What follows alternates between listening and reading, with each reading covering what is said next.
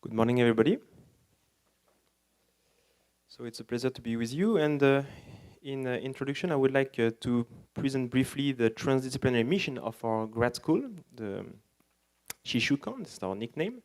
And this is particularly at the attention of our international guests and also other guests from Japan. So this will be quite short. And after, the students will give a 2-3 minute introduction to their poster to appeal and show the interest, value, and significance of their research for survivability studies, or Sogo Seizongaku, as we say in Japanese. So I'd like to first, you know I'm French, so maybe you already hear it. And I will also try to translate some of the ideas that we do here from different perspectives, from a philosophical and comparative perspective. So I'd like to start with the paradox of our so-called scientific age, and using the words of Edgar Morin, French philosopher Edgar Morin, in this book published by the UNESCO. Let me quote him first. The 20th century produced gigantic progress in all fields of scientific knowledge and technology. At the same time, it produced a new kind of blindness to complex, fundamental, global problems. And this blindness generated countless errors and illusions, beginning with the scientists, technicians, and specialists themselves. So the paradox here is that when science developed through hyper-specialization, it developed with this paradigm of disjunction, like dividing core elements. So the more we know in terms of parts, of elements, but we have lost the perspective of the whole. So the more we know in terms of the part, the more we are ignorant in terms of the whole, or what he calls the complexity, how things are interwoven together. And this is why he's saying, why we have this problem? Because the major principles of pertinent learning are misunderstood. Fragmentation of learning and compartmentalization of knowledge, or hyper-specialization, if you want, keeps us from grasping that is woven together, in Latin, complexus. So Edgar Morin is a thinker of the theory of complexity. Sometimes it's translated in Japanese as fukusasusei. But it's a little bit different, because it's not that things are complicated, it's things are interdependent. So then the solution for this education for the future, according to Morin, is education for the future must make a concerted effort to regroup the scattered knowledge from the natural sciences to situate the human condition in the world, in the physical world, from the social sciences to shed light on the human multidimensionality and complexity, and integrate into the scientific knowledge the priceless contribution of the humanities, and not only philosophy and history, but also literature, poetry, and the arts. And I will explain very briefly today why also those other aspects, or cultural aspects, are central for our survivability and resilience. So this is in this aim, according to using Morin's words, in order to regroup the scattered knowledge, Kyoto University has established this new transdisciplinary field, Sogo Seizongaku, the Advanced Integrated Studies in Human Survivability, and mainly using those 3 main branches of knowledge, and in order to integrate them in a practical way as well. And this is why our students here are given lectures on what we call the Hashi, the 8 branches of knowledge: medical life science, informatics, environmental studies, science and engineering, humanities and philosophy, linguistics, and even art, as we will see, economics and management, and law and politics. So let me also mention this idea that we aim at combining informing and educating. And I'm grateful to Mr. Boliko. Yesterday we had a discussion about this. And sometimes it is in companies or in the business world, people use those terms as hard skills and soft skills. So hard skills basically science, technology, engineering, and mathematics, extremely important, and it can be, we use sometimes intelligence quotient, but also it is recognized more and more that soft skills are important as well. So I will say that those skills corresponds to culture, arts, social competencies, and ethics. And now we have also this notion of emotional quotient. But what I would like to say is that those soft skills are actually the hardest. And, but both are necessary, and this is, I think, the aim of the school through its program, as we will see. I would like to mention that the Japanese word for mind is also the same word for heart. It's kokoro. And so the aim of this program, maybe through this Japanese philosophical background, is to combine both in order to train the full personality. So our program is nicknamed Shishukan because it is based on the so-called model of Mon Shishu. Mon is listening, Shi thinking, and Shu practicing. So the idea is to bridge academia and the real world. And this is how we can combine those hard skills and soft skills. So basically, this is a 5-year program. So first, listening. So students are taking different classes, different lectures. And then thinking, we have to produce some research by their own, so to think by themselves, if you want. And Shu is a kind of practicum. It's a kind of internship.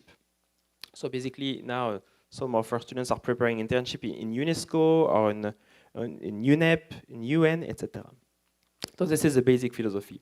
So being myself a philosopher and specialist of Asian philosophy, let me explain a little bit more the background or the history, if you want, of this Monshishu model and why it is connected with this education of global leader of the full personality.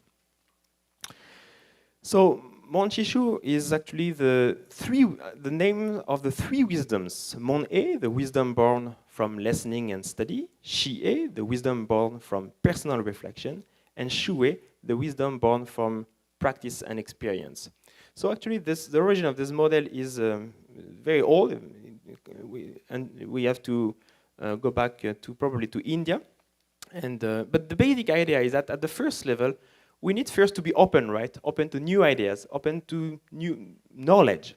So this attitude of openness, of curiosity is extremely important. And then it's not only in order to integrate this knowledge, there is a necessity to think by oneself. And it's not just thinking about things in general, thinking by oneself, how does it apply to one's own condition and one's experience?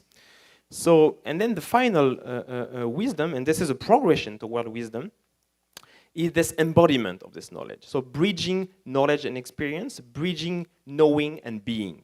So this is the definition for our Asian philosophy of wisdom, a very integrated type of knowledge, and maybe let me translate it into modern words according to those psychologists.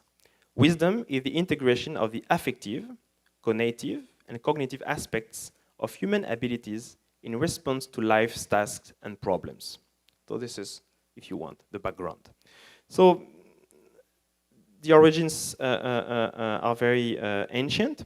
And we have, for example, in Chinese Buddhist canon, many 771 times this occurrence of Monshishu. But from a comparative perspective, it is also very pertinent if we compare it to ancient philosophia in the West as the love of wisdom. So this is, I think, a beautiful perspective to have. And let me now say why. In the Shishukan, we also provide some bunka jishu. Bunka jishu is a cultural practice, so the students are able to train in tea, flower, and calligraphy with the best masters of Kyoto. So we could think this is kind of asobi, a kind of entertainment, but this is not only the case, I believe. Why? Because all those arts are understood under the label of Do, the way. So what is the way? The way is this path of self-improvement, but also yesterday I was talking with the Kanemura sensei actually. The way in Chinese is not only, is actually the natural way of the universe, so the natural harmony of the universe. So the goal of those practices is not to create something new, is more to become in harmony with the universe, to become receptive first. So this is done through practice, exercise, training in order to acquire the skills and master the forms while seeking for the way. But this is not only done for oneself. Of course, for example, in tea ceremony, the relation with others is very, very important. And we have here this fundamental notion, and I think it's extremely important for resilience. This is in Confucianism understood as Jin, made by the character of man and two. So this fundamental relation of human people shows us a fundamental virtue of humanity, which is altruism. And I believe that humanity has survived until now thanks to mutual aid. And now there's a lot of research showing from various points of view, from evolutionism, etc., that humanity can only survive through altruism. And I'm French, but let me say that also Japan actually was known originally as wakoku, and wa means harmony. So this idea of that, how to live together, in order to survive. And I believe that this idea of altruism and mutual aid is not only necessary at a local level, but at the global level, because everything is interdependent more than ever. So I think that all those cultural heritage, if you want, are key resources to cultivate this potential, this altruistic potential that we all have. And I would like to invite people to go beyond the limited model of Homo economicus. Now it's being challenged, and I think many problems that we experiment now are coming from this belief, because I think it is a belief. So altruistic attitude, altruism is actually a fundamental potential of humanity, and it can be cultivated. And I believe that the way to cultivate it is culture. And it is clearly enhancing resilience. Why we need to use this cultural heritage or resources? Because even if we were to conceive the best technological solutions to our so-called global problems, we need to think that they will be used by human people, and not only with their rationality, but also with their emotions. And I'm not saying that we should get rid from emotions and becoming robots, but I'm just trying that there are ways and arts and resources to become more emotionally intelligent. And becoming maybe Homo sapiens sapiens sapiens. Because now actually we are more like Homo sapiens demos.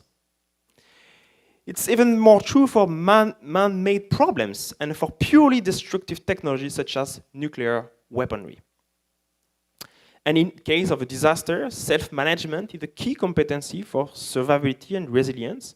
And as a French citizen, I was already here in 2011 during the Tohoku earthquake, and I was impressed by the attitude of Japanese people. And I think this is because of this cultural background. All those ideas are actually deeply present in Japanese culture. So we have to pay respect to it, and maybe now scientifically and philosophically reconsider them and re-actualize them in new ways that are necessary for survivability studies. So I would say that the cultivation of human flourishing and ethical competencies are not only soft skills, but core skills for our very survival. And in order to quote Morin as a conclusion, while the human species pursues its adventure under the threat of self-destruction, the imperative has become to save humanity by realizing it. And this is actually is playing with the word in French. It's because actually it's French. It's sauver l'humanité en la réalisant. So in French, human and human with an e have actually the same meaning. So human is just being human. Human is more being nice, like in a human way, but more like in an ethical way or in a kind way. But there's also clearly connected to the ideal of humanism, being humanistic, for the love of humanity, for the caring for humanity. And this is also clearly connected with the humanitarian ideal. So all those notions are interconnected, and maybe we should be aware of this. And let me say, as a final word, before becoming transhuman, let's first try to become really human if we want to survive. So thank you very much for your attention. And I would like now to start with the students' introduction to their posters. Thank you very much.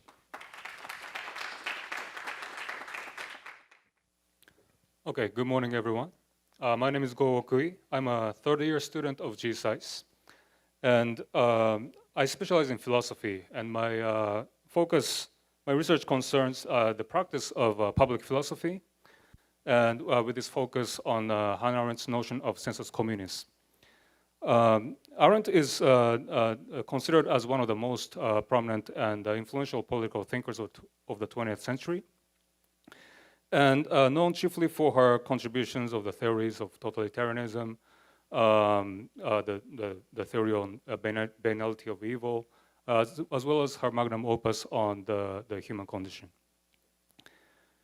And The prospect of my research is to propose a model of the practice of public philosophy, reflecting Arendt's notion of Arendt's conceptions of political philosophy.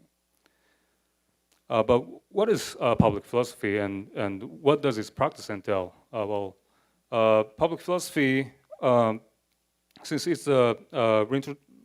its introduction to our modern vocabulary is rather recent, only about half a century ago, we don't yet have a standard definition, but here I designate public philosophy as the practice of philosophy in the public, which entails the non-academic settings. Defined as such, the public philosophy can reap contribution from Arendt's political philosophy, especially with regard to her theory of practice. In order to fully appreciate her theoretical contribution, the understanding of the role of common sense becomes the key in developing actionable practice of political theory, of her political theory. But what is in the way of developing the theory of practice, according to Arendt, is the tension between philosophy and politics. The philosophy in its tradition since Plato is disposed to assume a singular perspective, per Arendt. But however, a public as well as political sphere is conditioned by polarity. So the tension between philosophy and politics can be translated as a tension between the condition of singularity and plurality.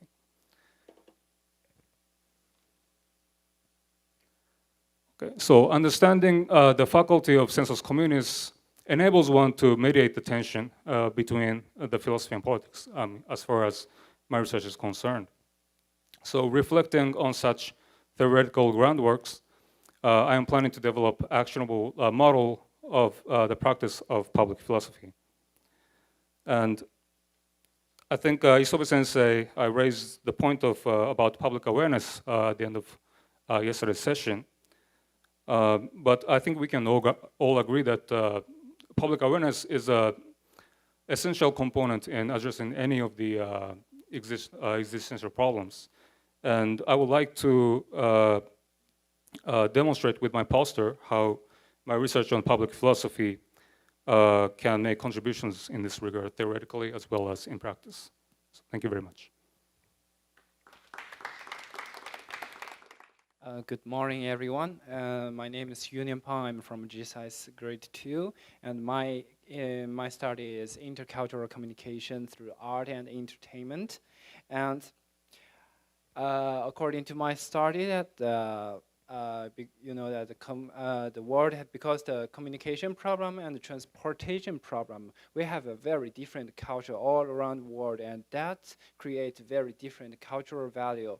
And when a foreigner, like foreign student, come to a different cultural environment, that will cause a very stress, that because he cannot understand why they are doing that, why they behavior like that, why they are talking like that, and that may cause a very big stress for them. And I found that traditional education is not effective as we thought, because the education itself is a kind of stress to somebody, some people who is not very much like be educated by others.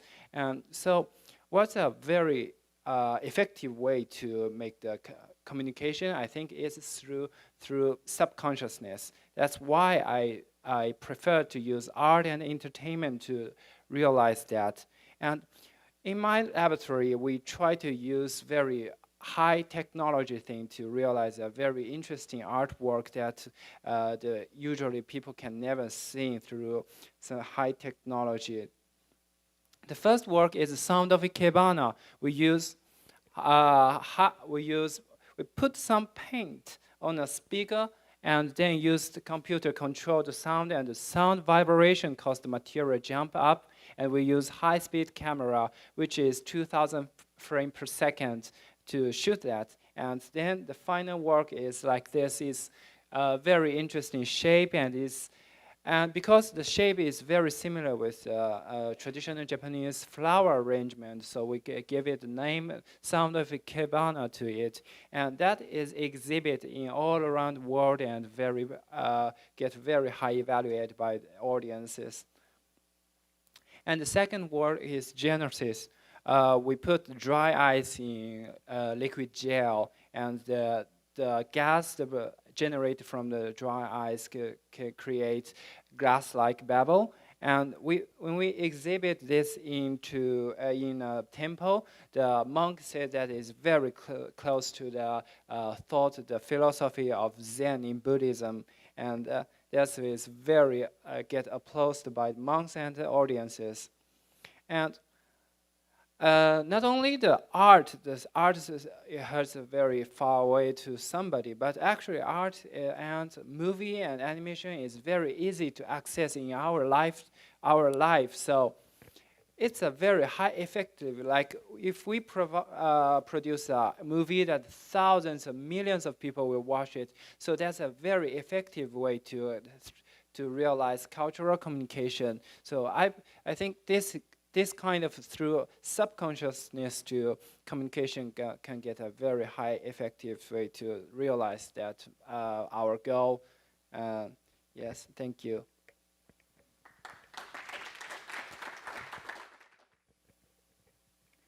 Good morning, everyone. I'm Yuka Ohashi.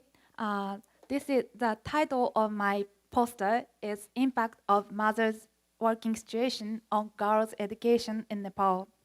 I will briefly introduce why I have interested in this theme.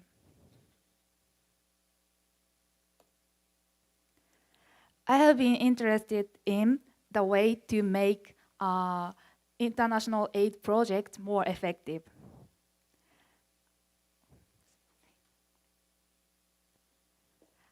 Among those projects I have been interested, I especially chose the project aiming gender equality. Actually, this is one of the Sustainable Development Goals, so means it is considered as a major global issue. Among those projects, women's empowerment have become increasingly spotlighted, both as the tool to measure for a tool and both as a goal. When women's empowerment considered as a tool, they usually measured the impact of women's empowerment on household. In addition, the correction of gender-based statistics and creation of indicators are both developed. So in my research, I will do the empirical research for the impact of women's empowerment on household by using the gender-based statistics. There are three main concepts for my research. First one is the definition of women's empowerment. It depends on the researcher or the institution in previous research. Here I defined women's empowerment like this in my research. Second, there are many. Second, the measurement of women's empowerment. The measurement of women's empowerment is comprehensive one. However, in my research, I will use women's decision-making power in household and working hours at the labor market in my research. Third, how to measure the impact on household. It is also, there's many indicators to measure the impact on household. However, in my research, I will use children's educational performances. Details of my research will be on the poster, so please see my poster. Thank you very much. Good morning, everyone. My name is Kyoto Tsuki, and I will explain about our joint research of visualization of relationships among 12 global issues, preliminary study based on keyword search. As you all know, there are a lot of global issues happening in the world, and a lot of people trying to resolve those issues, such as ecosystem destruction, global warming, and food affairs. But in order to resolve those issues are known to be interacted to each other in a very complex way. But so, in order to resolve those issues, we should know how to interact it with those each other. It may be this, like this. So, but what is like exactly? We don't know a way to understand those issues' relationships or from the overview point. So our research attempts to make visualizations of those relationships among global issues. In order to do that, we should know how closely those issues are interacted with each other.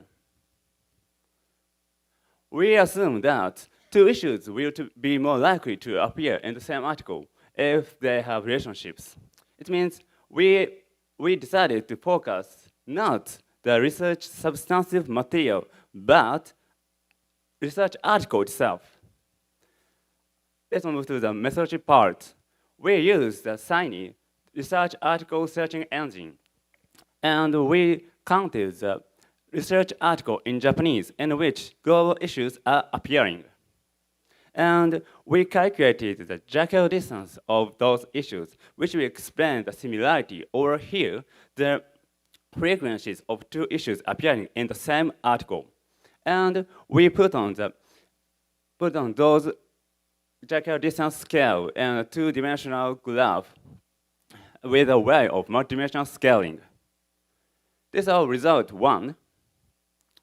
As you see, we picked one issue from column A and one from line B, and with the equation below, we calculated those jacket distance. And I'm sorry, the number is too small, but the close to 0 the jacket distance is, the more frequent those intersecting two issues are appearing in the same article. This is our result too. We put on the jacket distance of each issue in a two-dimensional graph. And as you see, those global issues seem to be classified into 4 clusters. But in order to if you're interested in our research or talk about more, please come to our research poster. Thank you for listening. Okay, good morning. I'm Ando Yuta in the Graduate School of Engineering. We are not Shishukan students. And today I'd like to talk about sustainability and our group's activities.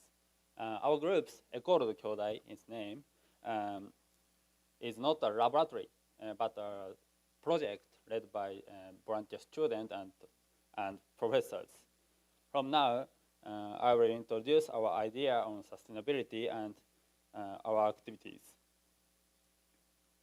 The environmental problem is interconnected, complex problem. Here, what does sustainability stand for? What and until when do we have to sustain? We consider that it will depend on time scale. It's inevitable that Earth's environment and human life will keep changing, as if the Earth will be ruined in far-off future. Kyoto University is in Kyoto. Kyoto is a millennium-old city, and so people in Kyoto can recognize 1,000 years of time as something directly connected to contemporary society. Meanwhile, Kyoto University is now conducting a variety of environmental actions like this. As a mission of university in Kyoto, we should pass to the knowledge and experiences and the spirits of academic freedom and dialogue. That will be a foundation on which the future generations explore the way of sustainable society. As a first step, we are trying to establish sustainable campus. Our group, École de Kyodai, is an university-wide activity led by student initiative. And our slogan is think globally, act locally, feel in the campus. For instance, we organized 100 people discussion event. This event encouraged the interdisciplinary discussions and the connection we could hear. This connection helps organizing the further events which many people can attend. I cannot explain in detail our various activities. Please have a look at our posters. Thank you for your attention, and please join us. My name is Sun Ye. My major is environment management. And today I want to talk about my research. It's about benthic invertebrates and their habitats. Benthic invertebrates are organisms that live in the bottom of the water. The community of benthic invertebrates are strongly affected by environmental conditions, factors like sediment composition, water quality, and hydrologic factors. Because the benthic community is so dependent on the environmental conditions, they also served as biological indicators for environmental management. However, the spring studies and the benthic invertebrates studies in relation to spring habitats are still considered to be limited. So the purpose of this study is to investigate the benthic community in the Gamada River, Japan, and also the environmental conditions there.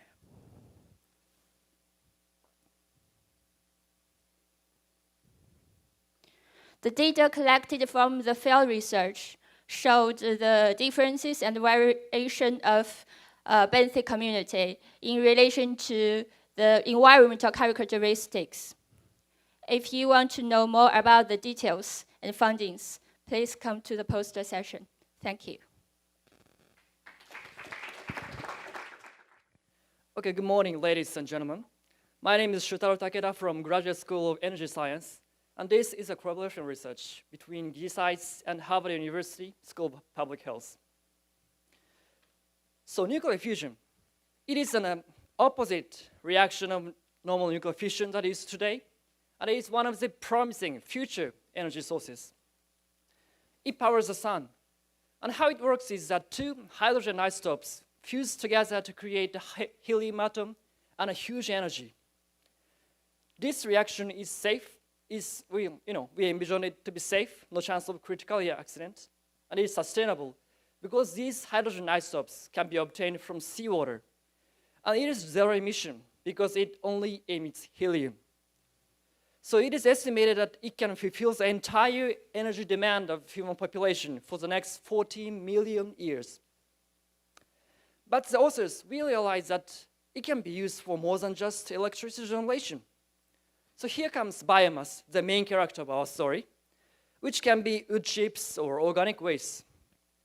And we found that through the high heat generated by the nuclear fusion, we can actually synthesize gas, burnable gas, Cu plus H2.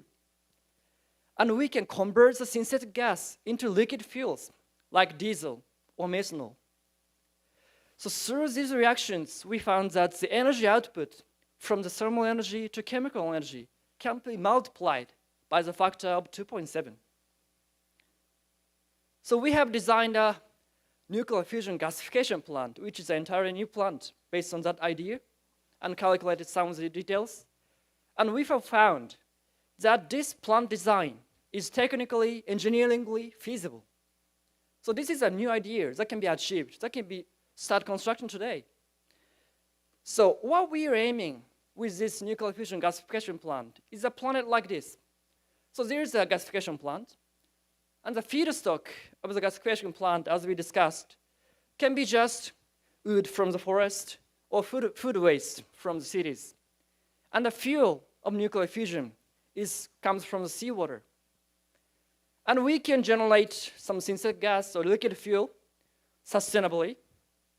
Then what happens after you burn the liquid fuel? The emitted CO2 will go back to the forest, and it will absorb that forest, and it will grow some more trees to be feedstocked to the plant. So this is a global cycle.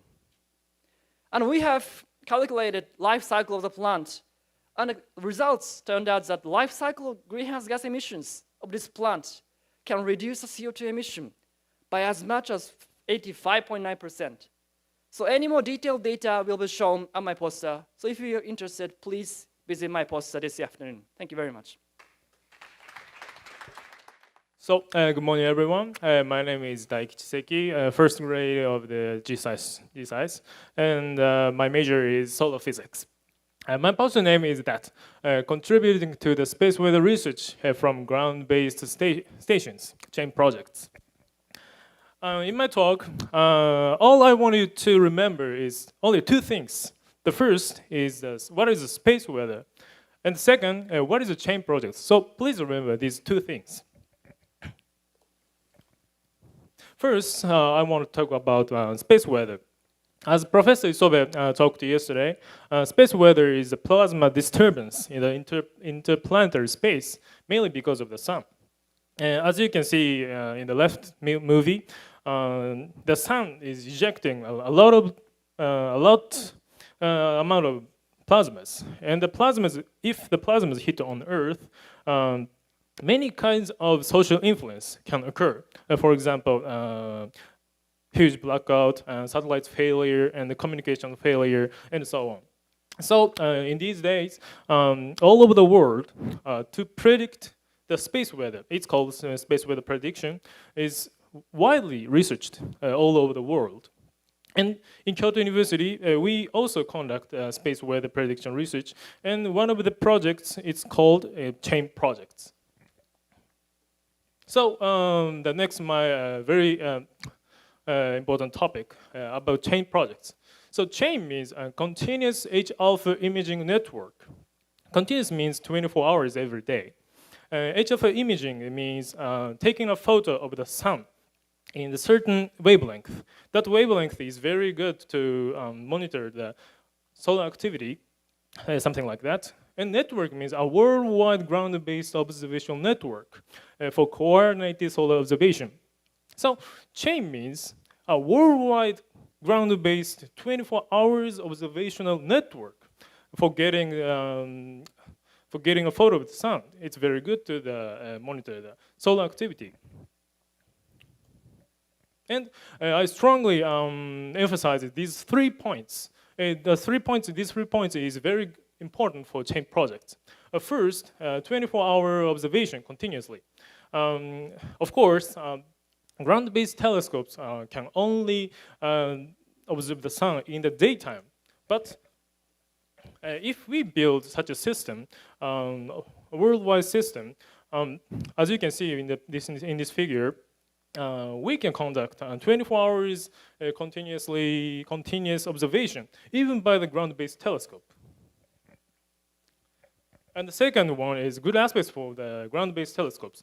To tell the truth, there are several satellite-based telescopes that can get high-resolution images of the sun continuously. But the satellite-based telescopes can be affected by space weather and very vulnerable and very expensive. On the other hand, the ground-based telescopes are no space weather effect and durability and low cost. So they are very good for these 3 aspects. And the third one is educational support. The cooperating countries are now Peru and Algeria and Saudi Arabia. And these countries are not well developed in astronomical field. So if through this project, these three countries can get such educational support and technical and scientific training and capacity building, these countries can get. So thank you for listening. My poster looks like that, and we are looking forward to having discussions with you. Thank you. Okay. Good morning, everyone. My name is Ryusuke Kuroki. I belong to Professor Yamashiki's laboratory in GSAIS. Today, I want to introduce XPlanet database, Kyoto, because I am a member of development team of this database. Okay, let's start. Kyoto is an integrated database of confirmed XPlanets and has been developed and launched for the purpose of better communication of these existing celestial entities in different star systems.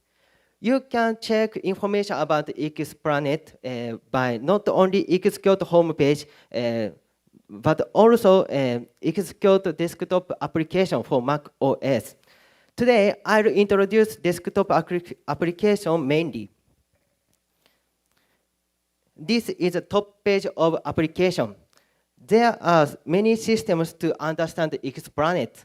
For example, Kyoto can show you XPlanet's orbit and stellar stars and XPlanet's map and XPlanet description and some graphs. One of the most important systems is a comparing module of several different definitions of habitable zone. The classification of habitable zone for each host is based on Koparov's definition as a reference cases with two different sets of coefficients. At the same time, this database determines a solar normalized astronomical unit to promote easy comprehension of different star systems equivalent to that of solar systems. And each host star can be referred to in the catalog with its habitable zone calculated based on the observed or estimated star parameters with its image generated in the database. In addition to this, this database can show you an intercomparison module with existing XPlanet database, such as xplanet.eu. You can use this database for outreach and observation support purposes. Today, I have the desktop application, so please try it during poster session. Thank you. Thank you very much again. So let's give them again a round of applause to all the students. Thank you very much for your effort.